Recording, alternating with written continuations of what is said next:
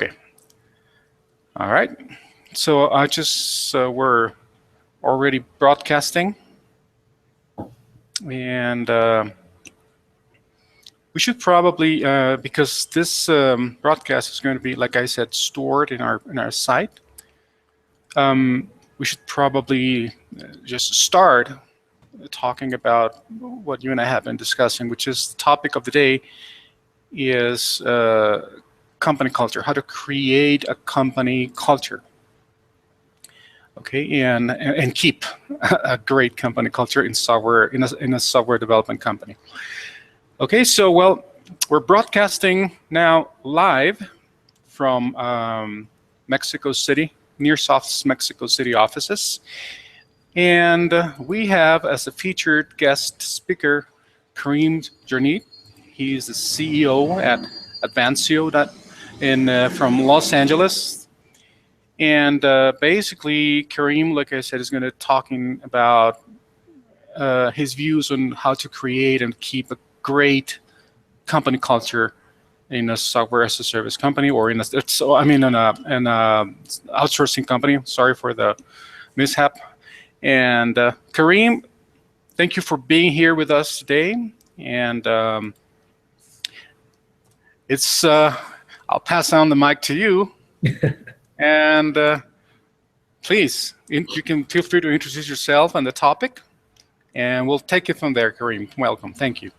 All right. Well, thanks for the invite. Pleasure to be here. Tough topic, right? Company culture. How do you create it? How do you keep it?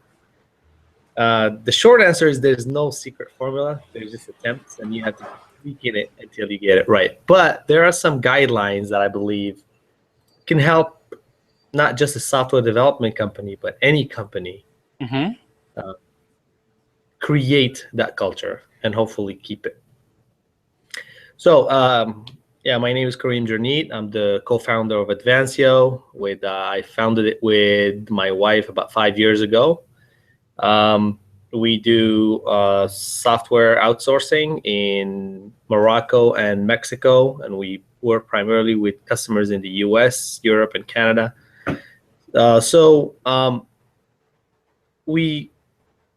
Company culture becomes very, very important when you're dealing with different offices, and when the people that you're trying to create the culture for are interacting with clients that have their own culture and expectations. So from a perspective of Advancio, and I assume most outsourcing companies face the same dilemma, is how do you enforce your company culture and have your employees still respect the client's company culture, but clearly knowing the difference between the two.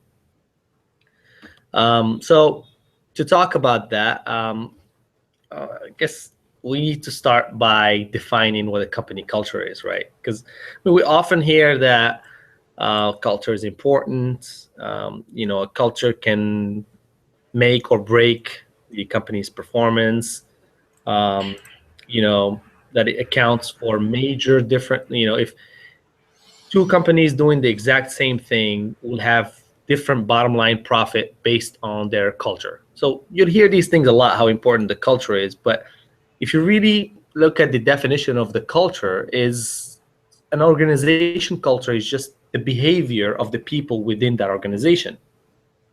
And then what kind of meanings, what do those behaviors mean to people? So at the end of the day, the core thing is people. So we have to be able to understand the people, communicate with the people, and make them comfortable and happy. And to do that, we came up with different, I would say, guidelines, right? There's no secret recipe to culture, but there are some guidelines that if you keep in line, they'll help some kind of a positive culture within your organization. So the first one is company vision and values. So I'm going to go through them really quick. There's about 5 guidelines that I think are important. There's the company vision and values. employees, managements. There's norms, accountability, and rewards.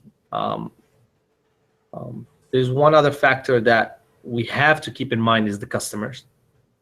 And then the last one is discipline. And I will talk in detail about each one of those, starting with the company vision and values, which actually drive this whole thing. So it's like the blueprint of the company culture. Okay. So the vision and values, well, it's very deceiving. It's easy to just put a company's vision on paper and tell people, well, this is our vision, and our values. But it's more than that. It's actually getting people to connect with those values. And for that, as what I learned as a CEO and owner of a company is I couldn't just come up with a list of values, put them on paper, and tell them, here are your values. Work with these. No, it's like a creative issue. Like it comes from monitoring what people do within my company and what people do outside of the company, and see what matters to them the most, and then build values around that. The key to having good company values is for the employees to buy into that. Right? They have to buy into them. They need to feel that what they do matters, and it has measurable impact on the success of the company. So it's all about employees buying into the success. So you need to define clear values that people are buying into, but also you need to kind of keep them in people's face. By that meaning putting them in the internal and external communication, emails, even proposals that go out to clients need to have that.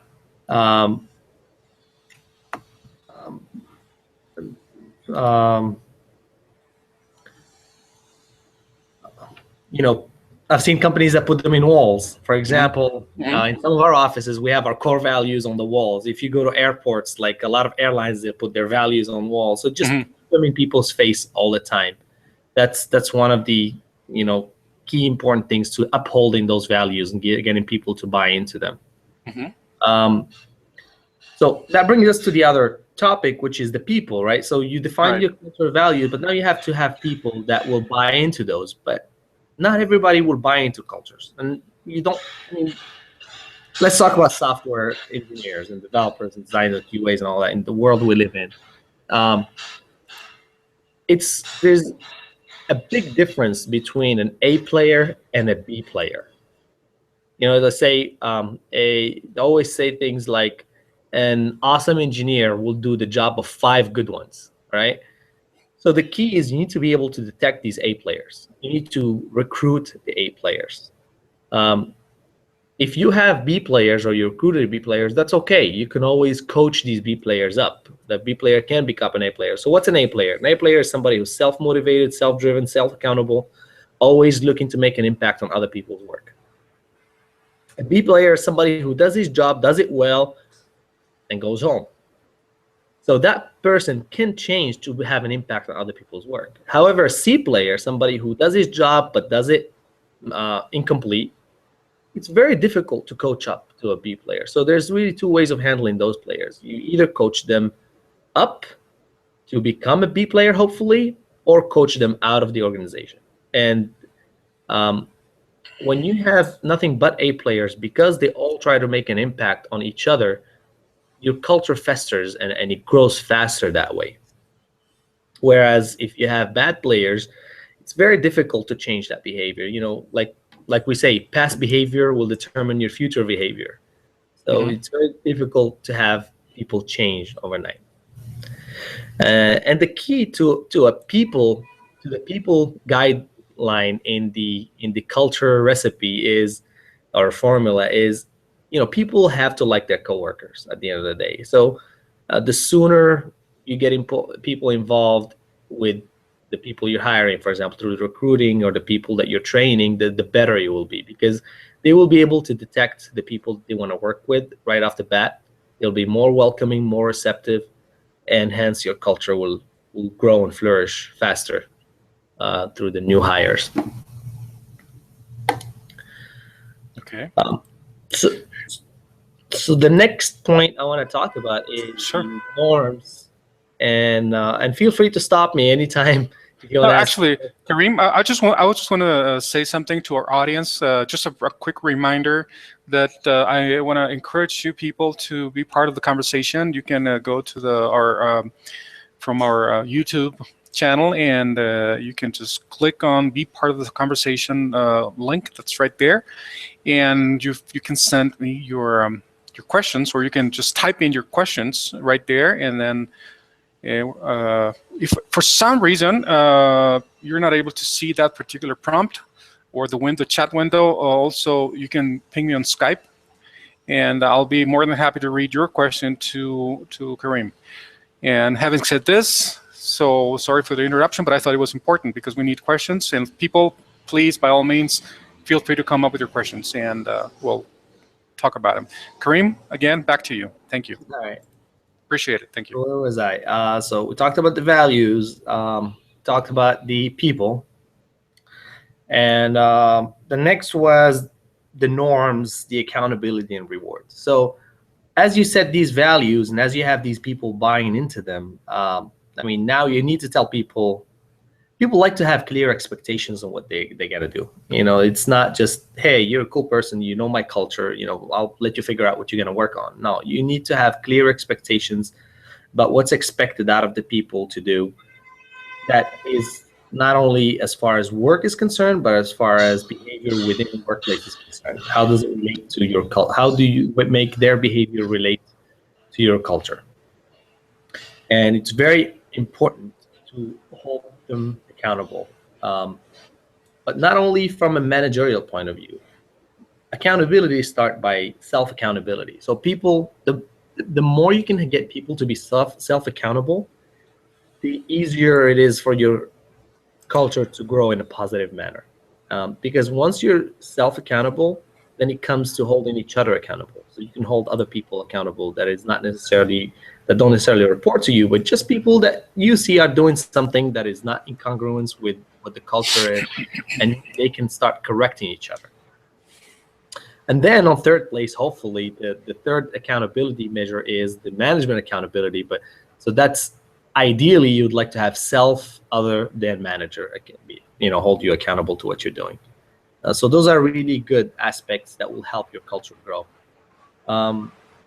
Number two, you need to be able to measure that performance, that productivity. You need to have key metrics where you're going to measure that employee's productivity and respect of the culture and how he's fitting within your culture. It's funny because it's so important to measure how people fit in, because that clarity of what's expected and being able to measure how people are responding to that makes people, people will buy in the culture or they want out. So it actually encourages the people that fit to do even better, and it encourages the people that don't fit to leave, so you don't have to fire anybody. It goes to the point where there are some companies I know that are like Zappos, for example. They encourage people that don't fit to leave by offering them a month's salary. They tell, okay, you know what? If you feel like you don't like our culture, why don't you just leave? We'll pay you for a month, and while you find something else. Okay. So, but how are people gonna know that they don't fit in? Well, they have to have some kind of a metrics or some kind of expectations that they're gonna feel like, oh, you know what? I'm not comfortable because that's what they expected out of me. So that's how they know how they leave. Well, and the last one is rewards.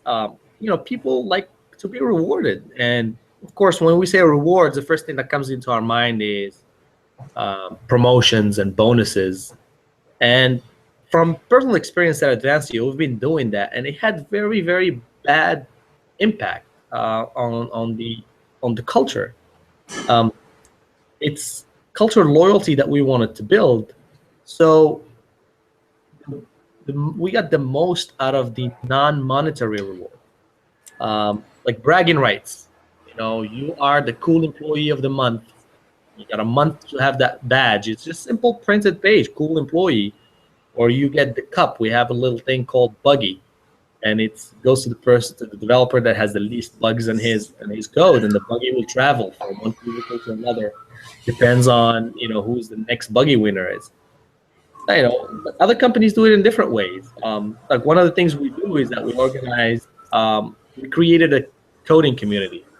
We created a weekend code community where it's basically for the community. We wanted to help develop talent in Mexico and Morocco, and because we saw that there is a need for software development in the U.S., Canada, and Europe, and there's not enough developers in those countries to fulfill it. And the goal is one goal is to overpower India as the outsourcing mecca of the world and bring that to Mexico. And we need to develop the local talent. That's why we started it. But making our employees in charge of the organization, in charge of trusting them with the day-to-day management of this weekend code community, not only our employees, but also other people that are very, very capable, it puts a sense of trust and a sense of responsibility that they couldn't have, that the company is empowering them with. And it's very empowering. It's very rewarding for a software engineer to be in charge of organizing a hackathon that we organized last weekend. And I think some of the Nearsoft people were there just helping us with the coaching. That was really cool. But that's what builds company culture. Is just people feeling like, I'm part of something even bigger. And that's how you reward them. You reward them by making them feel like that. And that buys into the company culture of helping others and passion and empowering innovation. So it's doing those kind of things that make a difference in people's lives, in people's professional lives. Some companies, they have bring your parents to work day. You bring your parents to your office and you show them how proud you are of your work, and you make them proud of that. Some people put so there's different ways to reward. It's not always necessarily monetary. Okay. Karim, I have a question right here that I'd like to share with you. Mm-hmm. And I think this ties into the brief conversation that you and I had before we started the broadcast. The question is how he would be interested in knowing how you came to start Advancio. How did it all start? I mean, you had a vision, and then you mentioned a couple of things, but I'm not going to repeat them. So I'd like you to talk about it, please. Actually, Advancio, so I've been programming for a long time. And up to 5 years ago, I was the head IT for a major insurance company in California. And there was a shortage of resources. There was a very big shortage of resources in California, or affordable resources, right? Because all the good ones are taken by the big Silicon Valley people, Google, Facebook, and they paid a lot of money. And you're only left with the B players who actually are not that good. And so you're forced and expensive, right? So as an IT head, I was forced to outsource. And when I say outsource, the first thing that comes to mind is India, and that's where my experience was. So my frustration with the Indian outsourcing grew more and more. Yes, it was more affordable than Mexico or Eastern Europe, but the problem with it is it's very difficult to find a good company to outsource to, and then it's very difficult to get a hold of them. They're sleeping when you're awake when they're sleeping, and then they don't understand. There's a big cultural barrier, and so as a challenge, I decided I'm gonna take that challenge, and I've always wanted to go back to Morocco. That's where I'm from. I was born and raised in Casablanca, Morocco, and I've always wanted to go back and start, a business where I can help the community there. And I figured, if I hire programmers in Morocco, it'd be easier for me to communicate to. And that's how it started, really, just trying to help the company I was working in and help the community that I was in. So we started in Morocco, and we started doing outsourcing, and we realized that these people are a lot smarter than what I'm used to, and they are cost about the same. And next thing led to another, and I was like, well, it would be cool if we can have them on the exact same time zone, and if they could speak better English maybe, and some Spanish wouldn't hurt, given that most of our business is in California, in Southern California, actually. So we always have to do bilingual mobile apps and bilingual projects. So the idea came, well, let's go to Mexico. And we've spoken to a lot of people, one of which was Matt, who was very, very helpful. And we started the Mexico office, and we started doing outsourcing the same way we were doing to our regular clients. But what clicked was a year into it, we realized that in Mexico, the concentration of software developers is very limited to Guadalajara, Mexico DF, and Monterrey. And we started our business in Ensenada. And Ensenada is about an hour south of Tijuana. And the reason why we wanted Ensenada, because it's close to the US, it's on the same time zone, and it's not a transient city. Tijuana is a transient city. So a lot of people that are in Tijuana have aspiration of crossing to the US. So we wanted people who actually love Mexico and want to stay in Mexico. And we started realizing is that there's a lot of talent in Ensenada, but that talent flees, and they go to Monterrey, and they go to Guadalajara, and they go to all kind of places so they can develop their talent, their skills as programmers, and then they end up coming back to work for us. But we only have a limited number of positions at Advancio, so we can't take anybody who's from Ensenada who moved out who wants to come back. So the idea was, well, what if they never go back? What if they never go out? So what would it take for us to keep these people in Ensenada or in Hermosillo? Some days we have the same problem on all those small Mexican cities that are not famous for technology. And the vision came as, instead of making people go and find jobs in the major cities, why don't we grow a strong talent pool in our local city and have other companies come into our cities and work together to grow that talent? So that's really the vision. The vision is to grow the talent locally in the places where we love, and we want to continue to exist in those places, and yet provide the talent for the US market, who actually by 2020 will have more IT jobs than IT engineers to support it. So if we don't want India to take that job, then we have to step in front of it and bring it to Mexico or Morocco. So that's how Advancio started, and that's how the Weekend Code community started. In the Weekend Code community, that's basically just our way of strengthening the talent, our local talent, whether it's in Ensenada, and then we did our first hackathon in Tijuana last week, and we're willing to go wherever the need is needed and collaborate with other people who actually want to grow their local talent. Okay. That's a summary. That's a summary. A very good one indeed. By the way, you said Weekend Code. Is that the one that's right there behind on the banner, right? That's on the wall? Correct. That's a weekendcode.org. Yeah, that's our right. Yeah, that's our community of hackers. We do hackathons twice a year. This time we're doing it in 3 cities. Tijuana and Ensenada was last week. Next month we're doing it in Casablanca, Morocco. So we try to keep it in the same cities where our talent is. And, just trying to give back to the community at the same time, trying to strengthen our talent pool. It's a win-win situation. Of course.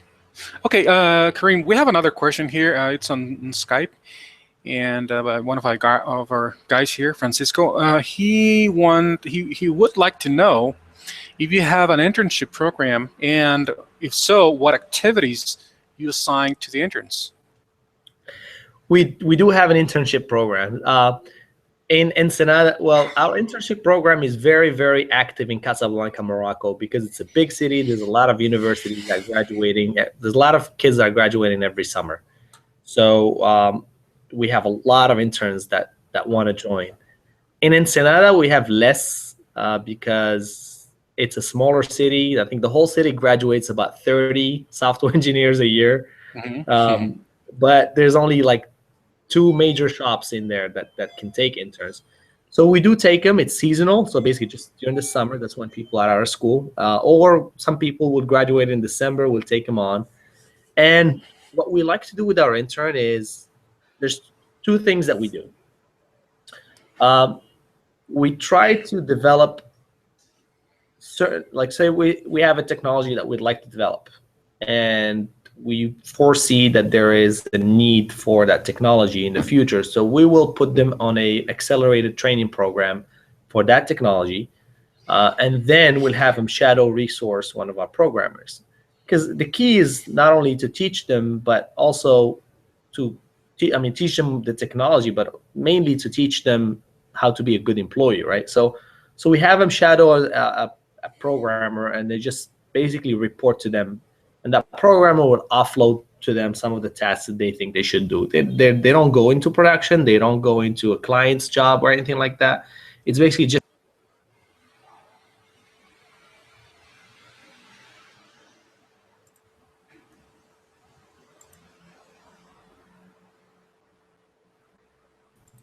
Karim, you there?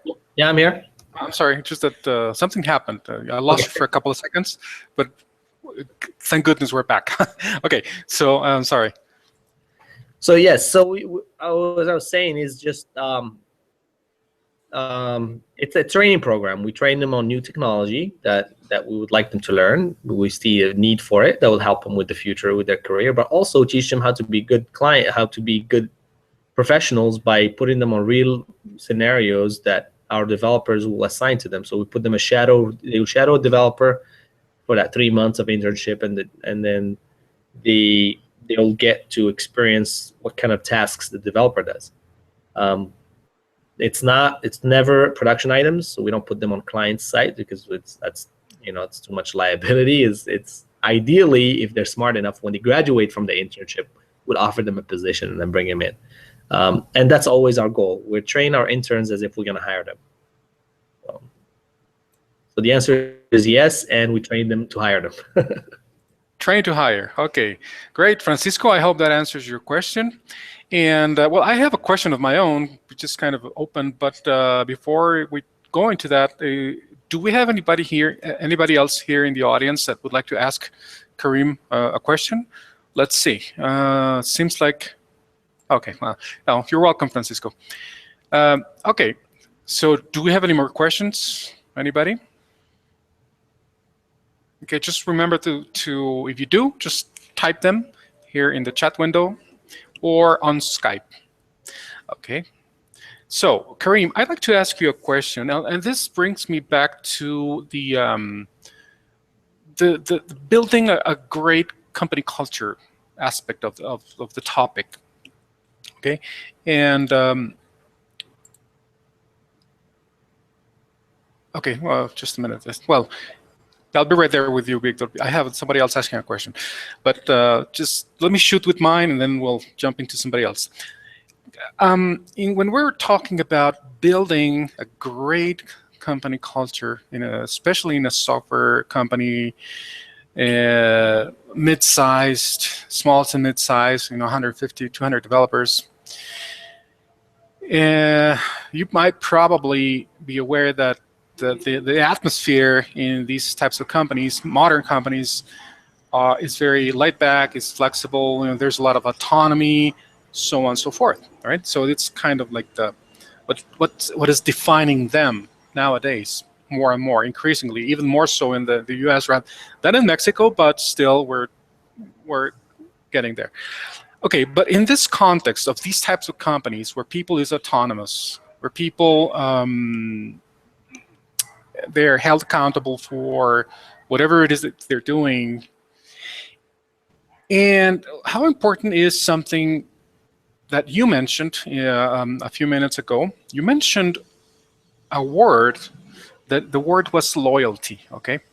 So the first thing that comes to my mind is another word, which is integrity. So in terms of building a great company culture, what is more important? Loyalty, integrity, both, or none of the above? Integrity is always more important than loyalty. Okay. Integrity is the foundation to every. Well, let me tell you what our company values are. Mm-hmm. So it's always innovation, passion, hard work. So if you add those three and then multiply times integrity, that's our formula. So you have to have passion for what you do. You You have to be innovative. You have to think outside the box. You have to work very hard. That's self-accountability. Mm-hmm. And integrity is key. So if you do all three and you have no integrity, then that's zero. Okay. So integrity is key. Loyalty, I think, comes with buy-in, right? So people have to feel like they matter and their job makes a difference. Only then you'll create customer loyalty. But I mean, well, I said customer loyalty is funny because they're Yeah. related. It's really related. Employee loyalty and customer loyalty are exactly the same thing. Actually, I think one of the points that I mentioned earlier is customer. Customer drives your culture. Absolutely true. In our world, and you guys do the same thing, you interact with customers a lot. So the customers get to see your culture. How you are in the inside is exactly how you appear on the outside. If you're a laid back, that's a good thing. But if you're laid back and lazy, that's a bad thing. It will appear. If you're laid back and proactive, so if you're cool and you can deliver, that's a good thing, right? So an employee is loyal as long as you provide them, in my opinion, an employee is loyal as long as you provide them an environment where they thrive and where they're happy. And you said all those things you mentioned are important. The laid back, the not being too uptight, have people self-accountable. But when employees committed to your core value, that's what we call loyalty, right? It's commitment to the core value and commitment to the company. Well, that appears and it shows to the client. And the client feels that, and then the client now is loyal to you. So it's a vicious circle. Yeah. Yeah, of course. So it kind of perspires through the whole process. Exactly. So the employee is committed to his work, the client sees that, and then the client now is committed to the employee. And the company at the end of the day is just people. It's not office and desk and all that. It's just people working well together. Yeah, So about that, I was going to say something that popped into my mind. Once we had a conversation with some of my coworkers who are recruiters, and there's this mixed feelings about using expressions such as human resources, and they, that kind of thing, and they say, we're human, but we're not resources, right? So there's a lot of terms that define people and define departments or define areas, and these terms are oftentimes I don't know, a little bit strict or rigid, and in a way that people start feeling uncomfortable if you tighten the boundaries too much. Okay, so how do you deal with that in terms of building a great company culture? How important is it to say, I belong to the human resources department, or I need to talk about this issue that is happening to me, and then they feel kind of lost because there's really the structure of the company could be like horizontal, and then there's really initially, especially newcomers, they say like, hey, where's the boss, right? Well, there's no boss, right? There's horizontal structure, right? You have a team member, you have peers, you have colleagues, you have supporters, you have tutors, mentors, whatever. So when new people come into the company, how do you deal with that? I mean, how do you get them on board with that mindset? Or even better, how do you think that an onboarding process should be in order for them to get acquainted with that mindset of belonging to a company like the one we described? Well, it's what I touched upon earlier. You get your other people involved. For example, if I'm hiring a software developer, usually it's the recruiter, right, that makes initial contact and they set up a call. But the call is not going to be with the manager. It's going to be with 3 or 4 other programmers that are going to just talk to him. See if, hey, do we like you before we even go further? Is he going to fit or not before we can go further? One thing I learned, you can't teach an old dog new habits. new tricks. It's not gonna work. We like our ideal recruits are always fresh out of college, 2-3 years of experience, no more, because they come with a fresh mindset. They haven't been into big corporate.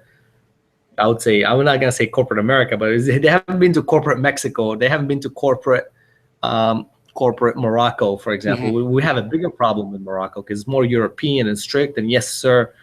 And when they come in, it's okay to come to work in jeans. It's okay to not call me sir, call me by my name. So a lot of them, they want that, and those will just put them to the process. But then for the ones that we see that they're calling, they use the word sir a lot, or they use, and you tell them once, stop doing it, and if they continue doing it, you realize, is it a bad habit that's gonna die, or is it just a fluke? And you get other people involved who are going to be working with that person, and you listen to their opinion, because at the end of the day, yes, I might have the final say on who to hire and who not to, but if that person is going to be working with 3 other developers and none of them like him, then what's the point of hiring them? And people are usually good people. One person might be a bad character judge, but when you put 4 or 5 people together, you'll have a fair idea of how that person is. Okay. Well, we are talking about how to create a great company and keep a great company culture. So far, we have mentioned several aspects of creating a great company culture. How do we keep it? How do we sustain it in the long term? How can we? Because from my experience, what I've seen is that as a company grows, the challenges are greater because there's more people. It's simply starting with the fact that there's more people, right? And I remember that when I first started at Nearsal, I had this big picture or poster framed behind me. And it said something like, the privilege of a lifetime is to be who you are, which is true in the individual sense of the word. But as you put together 200, 300, 400 different individuals with different traits, personality traits, and so on and so forth, you can imagine that it gets tricky. So it is challenging to keep that lively, rich culture going, and how can we inherit that to the new generations of engineers and people? So how can we make it be something permanent or something richer every time, given the challenge that we have, which is adding more people with a lot of different traits? How can we deal with that? It's very tough. Like I said, there's no secret for me. It's just a lot of trial and error. But one thing I can tell you is the horizontal structure, it is great for morale, but it becomes a management nightmare down the line. So any company, I'm sure companies or your company yourself, you go through that, where at a certain point, you know what, you have to build one floor.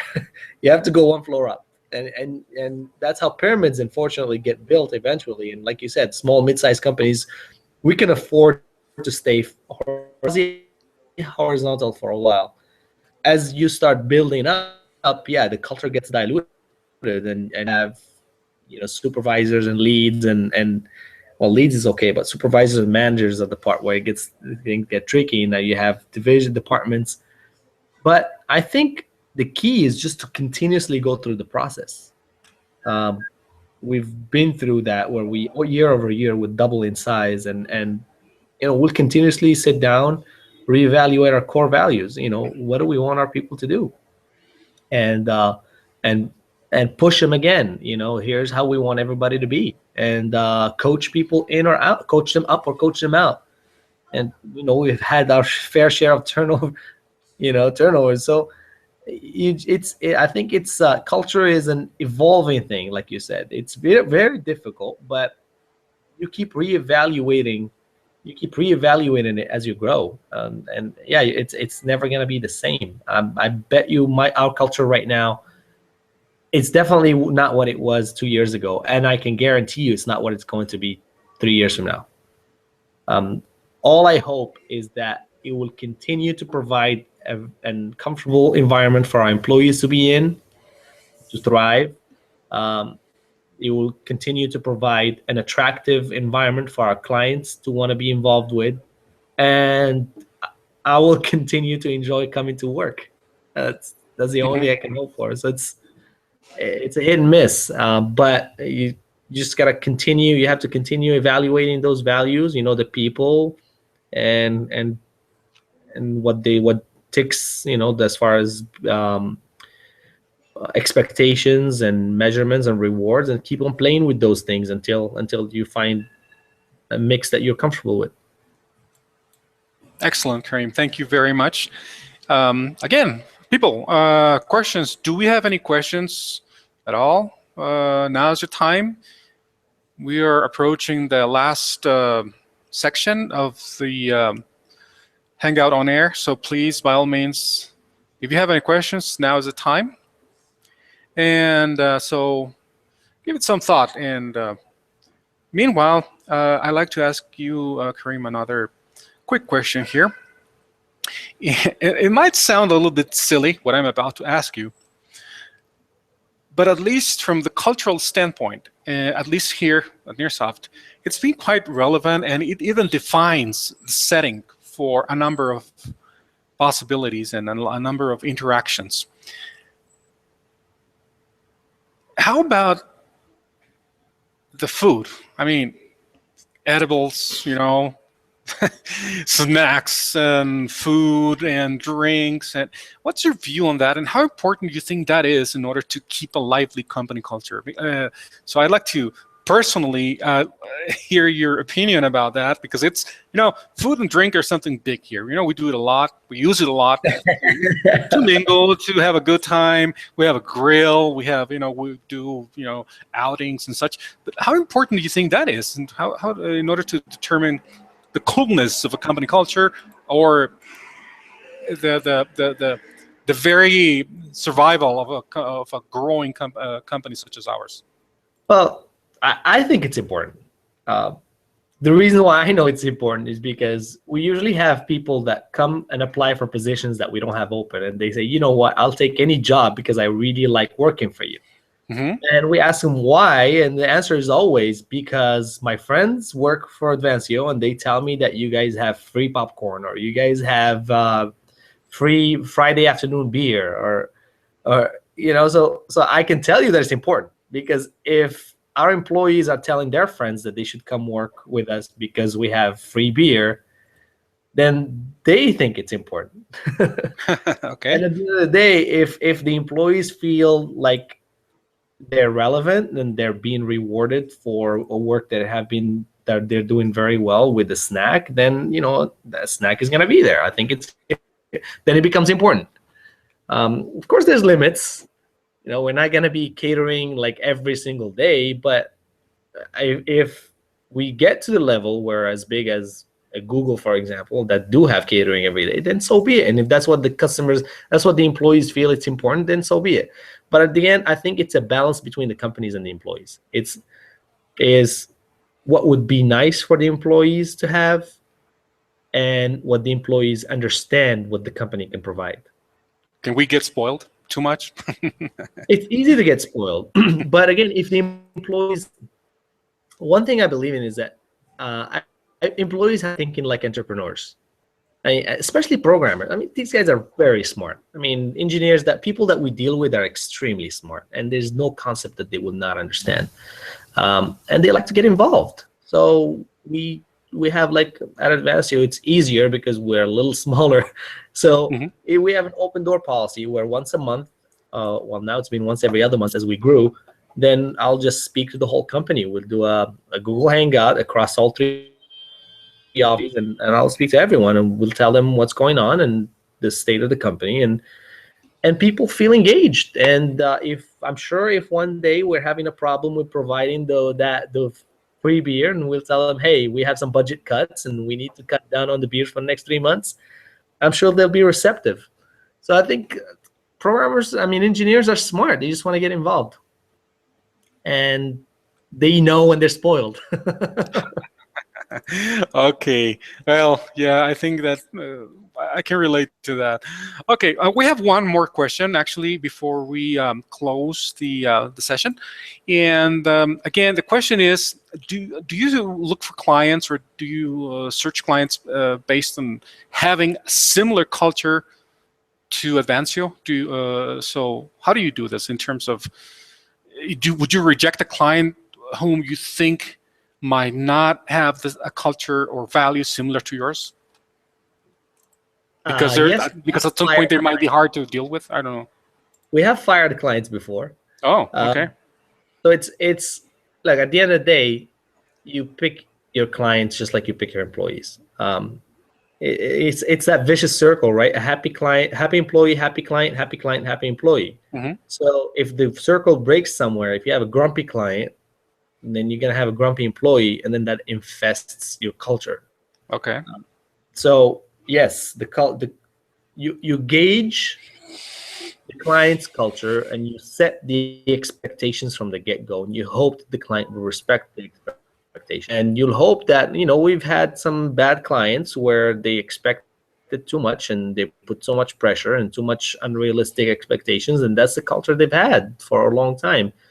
And it was too much, and we had to fire them because that started trickling down to our morale of our employees. Even though we have different clients, but they all live in the same, all our employees are in the same office space, right? So if you have one that has a bad client who's having a bad day, that's going to infect everybody. And then we've had clients that didn't have any culture, and that we actually established our culture into their work ethics, right? So, Mm-hmm. we have some actually were very unorganized, very, they don't care really what gets done, what doesn't get done. And just our employees will actually teach our clients the sense of accountability and all while having fun. So it's not only about fun, it's also about accountability. So making them more efficient.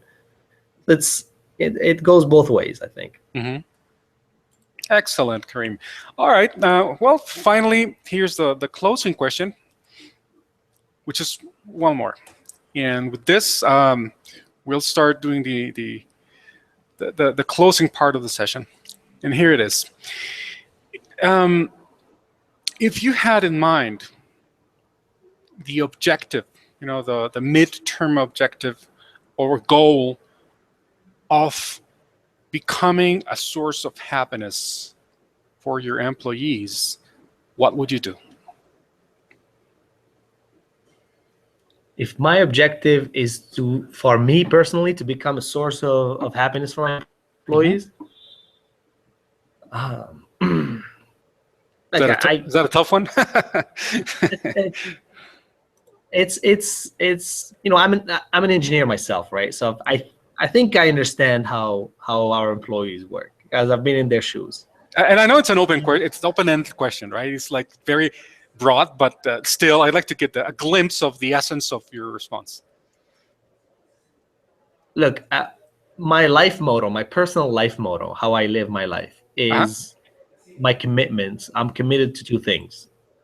I'm committed to fairness, being fair, and I'm committed to doing good. You have to do good unto others, right? So social work or whatever it is.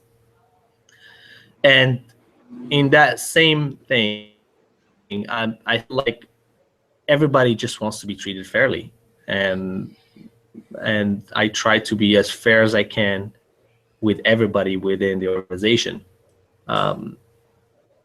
Things that I'm happy, I like to think of myself as a friend of my employees. I know many of them, all of them, on a personal. We're small. We're about 55 employees. We're not as big as you guys, but I still know every one of them, and I still when I'm visiting our offices, I take the time to sit with every one of them at least 5 or 10 minutes. Some of them I'm very happy and I'm actually proud to call them my friends. They were not my friends before they were hired, but through the years and experience and the growth that we've lived together, they very much part of my family. and they're my friends. So I think it's I don't look at them as employees when I'm there. I mean, obviously, as a CEO, sometimes it's all about numbers, and you have to pull yourself out. And at the end, you have to everything has to make sense, and they become employees. But on a day-to-day, I think I'm just another coworker. Like I tell everybody, when I'm here and I'm working with you, we're working on a project or we're discussing something, I'm your coworker. Open door policy. But if I call you into my office and I need to do your review, then I become your manager. So Okay. I think that's made a difference I don't know. I think that makes them happy. I think that would make them happy. Okay, great. Hey, about this, my people at Nearsoft, does that ring a bell? I think it does, right? So you might be listening to Karim explaining this last part and say, hey, I think looks familiar, right? All right, Karim, I want to thank you on behalf of myself and everyone at Nearsoft and whoever else is watching us elsewhere. And I really want to thank you for having agreed to have this conversation.